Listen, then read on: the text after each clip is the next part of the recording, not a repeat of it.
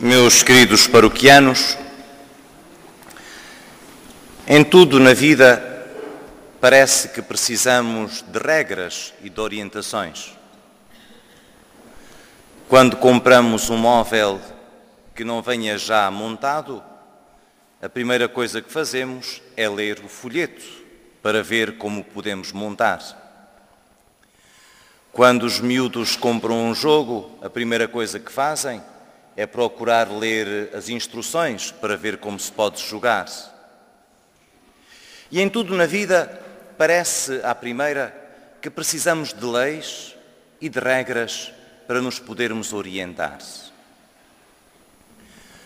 Havia dentro do povo judeu um grupo que pensava que a relação com Deus também deveria ser assim. Era o grupo dos fariseus. E porque estamos sempre a ouvir falar em fariseus e em saduceus, é preciso entendermos quem é esta gente para podermos perceber o conteúdo e o sentido da pergunta. No tempo de Jesus haviam 4 fações: os fariseus, os saduceus, os essénios e os zelotas.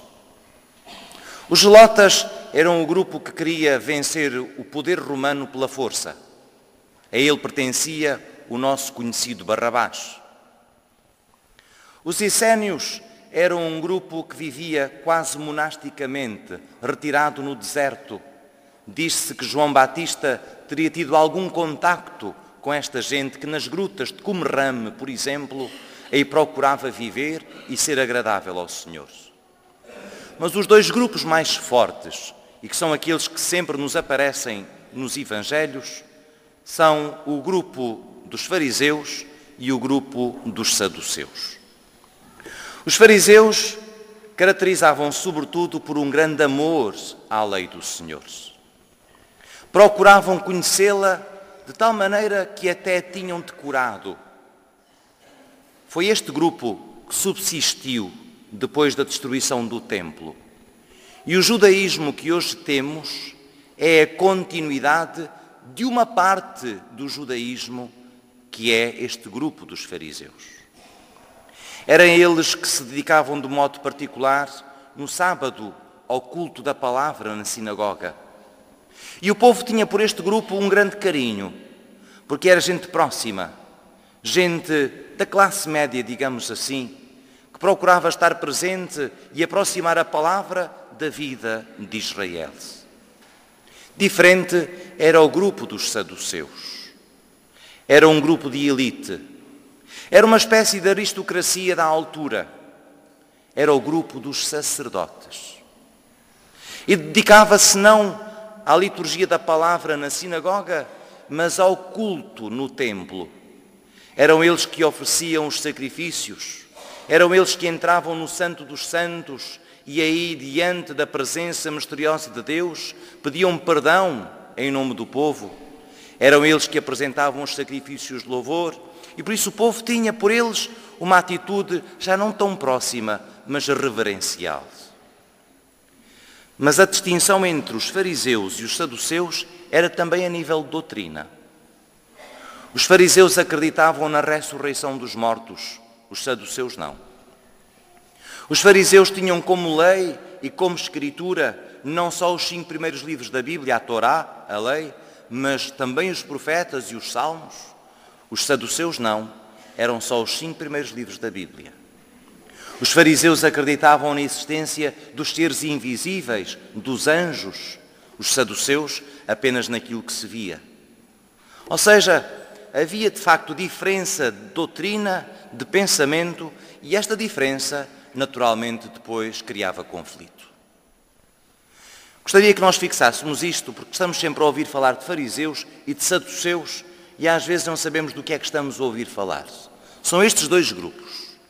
O grupo dos saduceus, naturalmente com a destruição do templo no ano 70, desaparece porque desaparece o culto. O judaísmo que fica é apenas este do rabinismo dos fariseus. Ora, é este grupo dos fariseus que se aproxima de Jesus. E aproxima-se de Jesus porque tinha ouvido dizer que Jesus tinha mandado calar os saduceus. Ou dera-lhes uma resposta que os tinha deixado sem palavra. E então, todos contentes, vão aproximar-se de Jesus para que Jesus se ponha do seu lado. Mas fazem-no com malícia.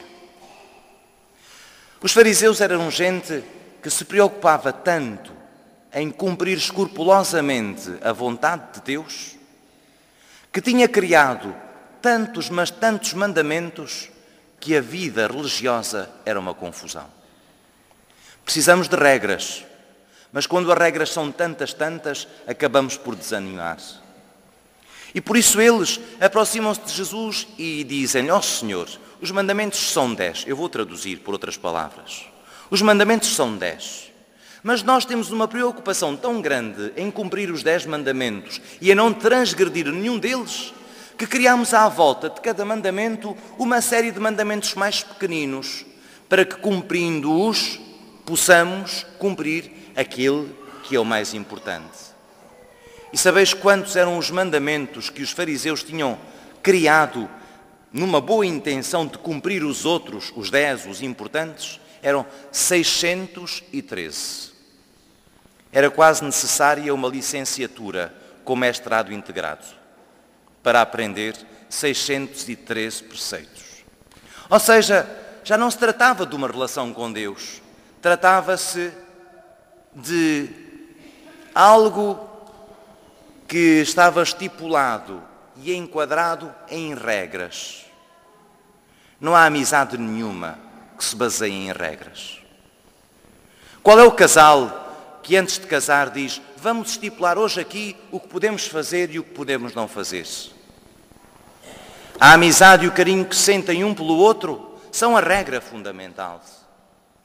Porque eu sei que não devo fazer determinada coisa, não é por estar estipulado, é porque isso não está de acordo com o amor que sinto pelo outro. E devo fazer determinada coisa porque me impele cá dentro corresponder ao carinho e à amizade que lhe tenho. E por isso Jesus não lhes dá resposta. Recorda-lhes a oração que eles 3 vezes por dia fazem quotidianamente. O chamado Shema. Escuta, Israel. Shema, Israel.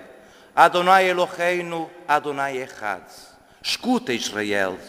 O Senhor nosso Deus, o Senhor é um.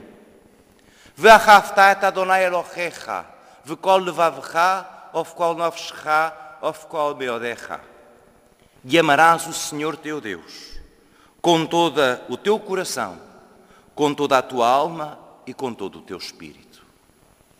Todos os dias, ainda hoje, os judeus rezam isto 3 vezes. E vão perguntar a Jesus qual é o principal mandamento. Jesus recorda-lhes o coração da fé de Israel. E o coração da fé israelita é amar o Senhor acima de todas as coisas. Não é amá-lo exclusivamente, mas é colocá-lo acima de todas as coisas. Fazer da nossa relação com Ele a relação que ilumina todas as outras. Fazer da nossa relação com Ele a relação que ilumina o nosso peregrinar, as nossas opções, as nossas palavras e os nossos gestos. Amar a Deus sobre todas as coisas é o principal e o grande mandamento, recorda-lhe Jesus e recorda-nos também hoje a nós. Mas recorda também àqueles maliciosos que já estavam todos contentes com esta pergunta de Jesus, que há um segundo mandamento e que é indissociável do primeiro, porque Deus é Pai que tem filhos. E qual é o pai que se pode sentir amado quando não sente que os seus filhos são respeitados? Amarás o teu próximo como a ti mesmo. A nossa fé cristã, caríssimos irmãos, não é uma fé de preceitos. Infelizmente até se dizia que vir à Eucaristia era cumprir o preceito. Vir à Eucaristia é uma necessidade, e uma necessidade de amor e de correspondência a Deus que tanto nos ama. Vir à Eucaristia, escutar a palavra daquele que consideramos nosso Criador e nosso Pai, é qualquer coisa que nos brota de dentro. Não é necessário estar preceituado, faz parte da necessidade da nossa amizade.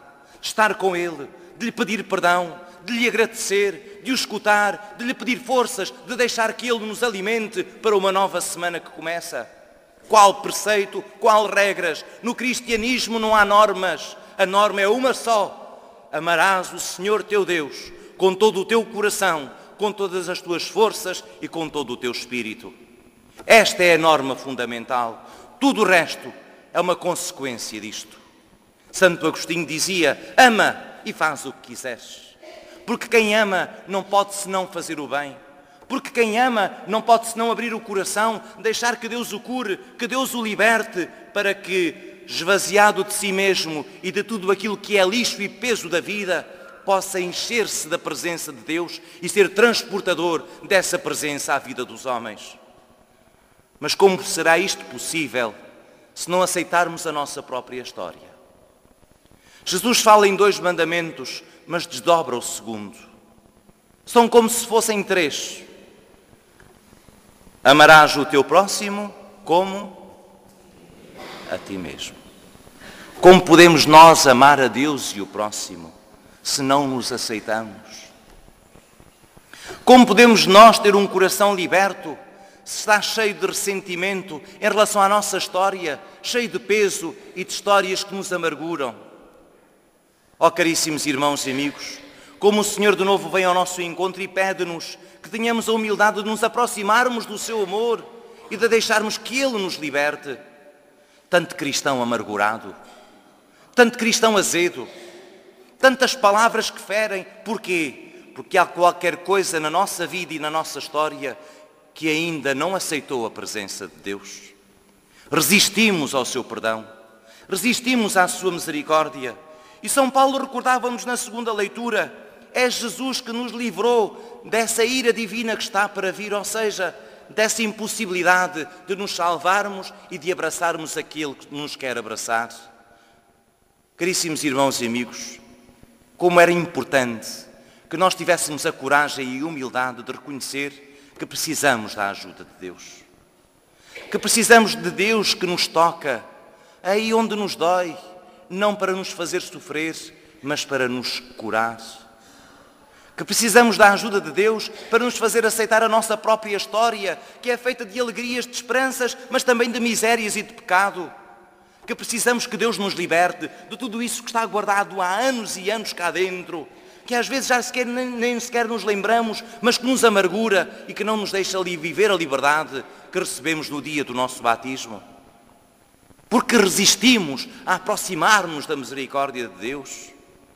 Porque não queremos aproximar-nos do sacramento da penitência e deixar que Deus nos levante, já libertos de tanta coisa que nos amargura. Como podemos nós dizer que amamos Deus e o próximo se não somos capazes de nos amar e por isso nos tornamos pessoas amargas? Em casa, sempre atentos ao defeito dos outros, sempre disponíveis para dar o recadinho, sempre atentos às falhas e às quedas, e muito pouco disponíveis para valorizar aquilo que de bom Deus vai fazendo. Isto não é cristão, isto é diabólico. Cristão é ter a capacidade de nos amarmos como Deus nos ama. É tão bonito isto, caríssimos irmãos e amigos. Deus ama-nos apesar das nossas misérias, detesta o nosso pecado, mas ama-nos muito apesar das nossas infidelidades. Deus gosta de nós, não desiste apesar das nossas desistências e vem ao nosso encontro para nos libertar, para nos segurar pela mão e para nos dizer: levanta-te, caminha, liberta-te. Tenhamos a coragem de nos deixar segurar por Deus, de nos deixar perdoar pela sua misericórdia, de nos deixarmos inundar pelo seu amor e pelo seu carinho. Só quando sentirmos o quanto Deus nos ama, nós teremos necessidade de deixarmos que Ele nos invada. Só quando sentirmos o quanto Deus gosta de nós, sentiremos a necessidade de nos aproximarmos do sacramento da reconciliação, da penitência, da confissão e dizer-lhe: Senhor, ajuda-me, porque a minha história é uma história também de pecado, mas eu sei que não estou perdido, porque Tu morreste para me salvar. Levanta-me, agarra-me, fortalece-me e ajuda-me para que a minha vida tenha outro sabor, outro sentido, outro horizonte e outra esperança, porque cheia do Teu amor e da Tua misericórdia. E só então podemos verdadeiramente, cheios do amor de Deus, transbordar na nossa casa e aí onde vivemos, esse amor que experimentamos como relação pessoal e não relação comercial de preceitos, de normas, de orientações, seja do que for. A nossa única norma é o amor. Diz-nos São João que Deus é amor. Não se trata de uma característica de Deus. Deus não é isto e aquilo e mais amor. Deus é amor, é a sua própria natureza. E por isso tudo aquilo que Deus faz é manifestação deste amor, deste carinho e desta misericórdia. Aproximemo-nos de Deus que tanto nos ama. Não fujamos à sua bondade. E caríssimos irmãos, como a nossa vida poderá ser diferente, porque cheia do poder, da misericórdia e do carinho que só Deus nos tem. É Ele a honra e a glória pelos séculos dos séculos.